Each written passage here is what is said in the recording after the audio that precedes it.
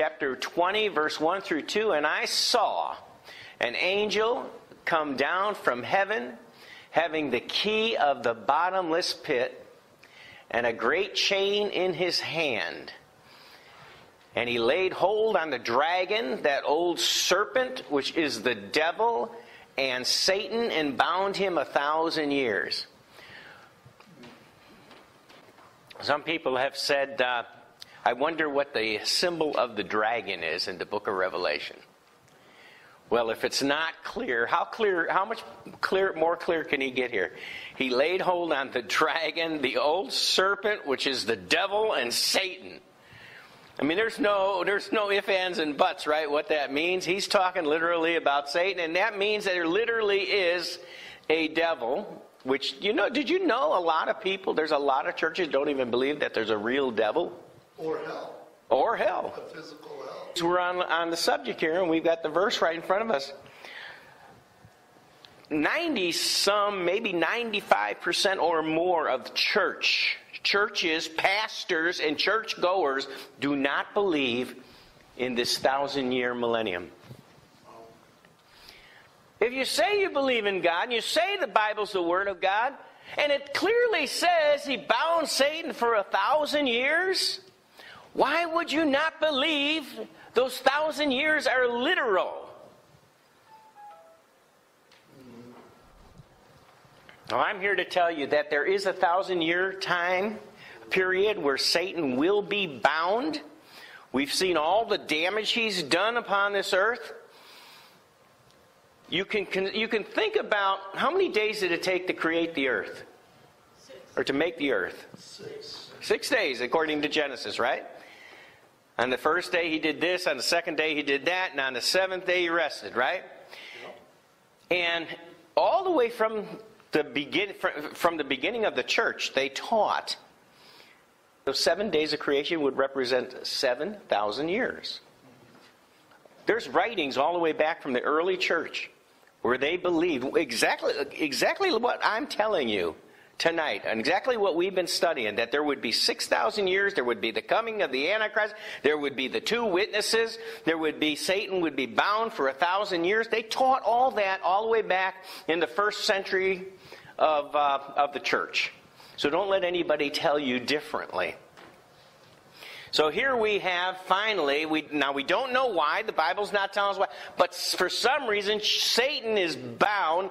This mighty angel comes down, he's got this chain in his hand, he's got the key to the bottomless pit. Where did we see the key to the bottomless pit before? Does anybody recall?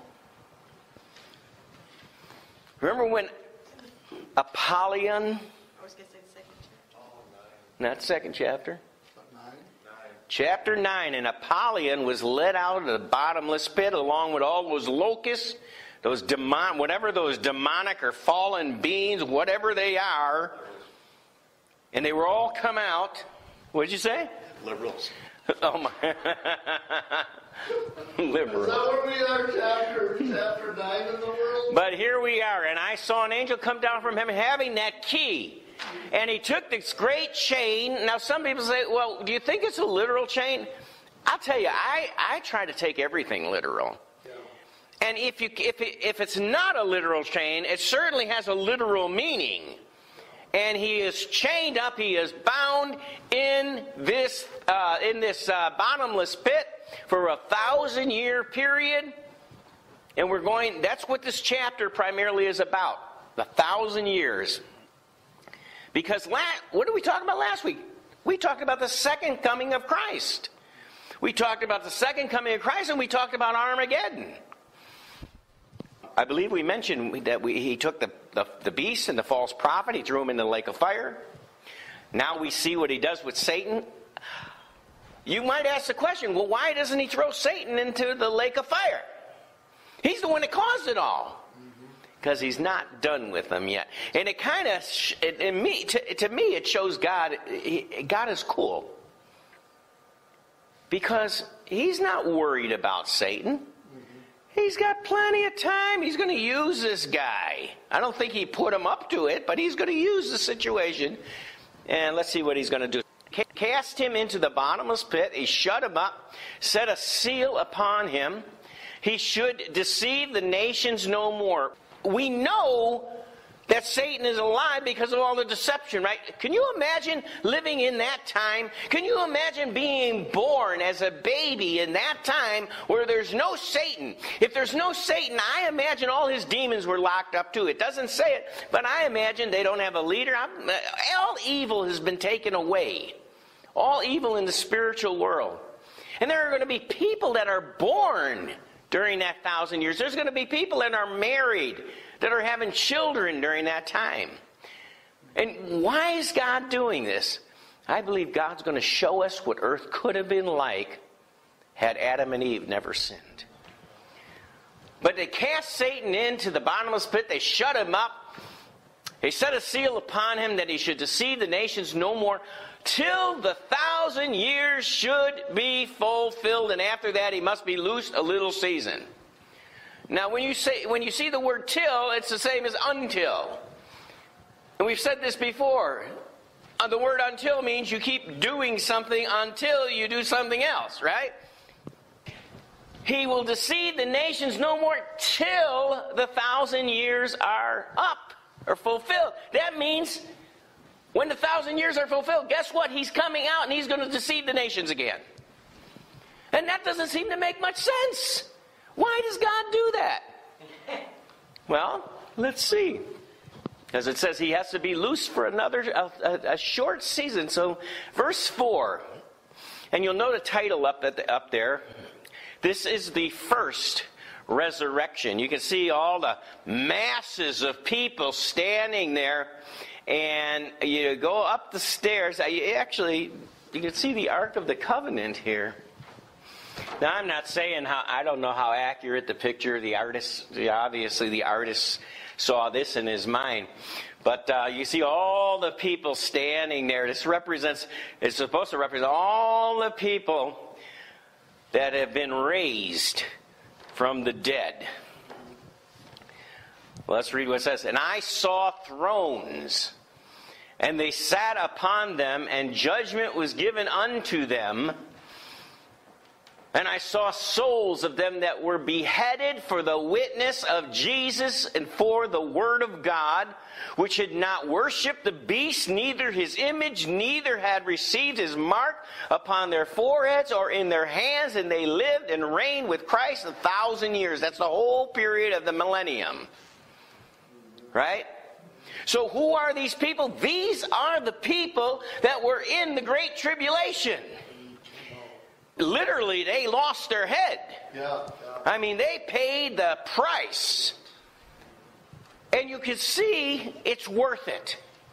Because each one of these, it says that they will sit upon thrones during this kingdom, and judgment was given unto them. And they reign with Christ for 1,000 years. Now, if they're the only ones in the kingdom, what's the point in everybody sitting on a throne? Did you ever work at a place where everyone was a chief and there were no Indians? Yes. Sometimes you get that where everybody thinks they're the boss and no one does the work, right? But that's not the case with the millennium. There are people first that are raised from the dead, and they are given the privilege, because of their stand for Christ, they are given the privilege to rule and reign with him for 1,000 years in an earthly kingdom. And then there's going to be a whole host of people enter into the kingdom. Where are these people going to come from? It doesn't say anything about them being raised. The ones that are raised are the ones sitting on the throne. Now, we saw Jesus comes. Last week we saw him come from heaven.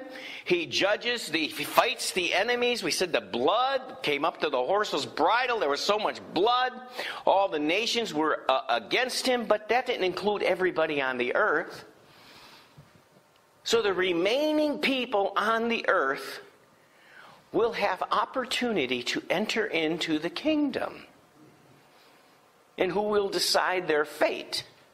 Well, I believe that's probably the first job of some of these guys sitting on the throne. I don't know if Jesus is individually going to inspect every one of them, because there's people all over the world, right? So I don't know exactly, but we know they're sharing in this judgment, and I believe that will be the first judgment they'll have to make. The rest of the dead lived not again until the 1,000 years were finished. This is the first resurrection. How many resurrections are there? There's two. According to the Bible, there's the first one and the second one. Now, the first one includes Jesus, those that were raised when Jesus was raised. It includes those in the rapture. It includes those that were caught up, the 144,000.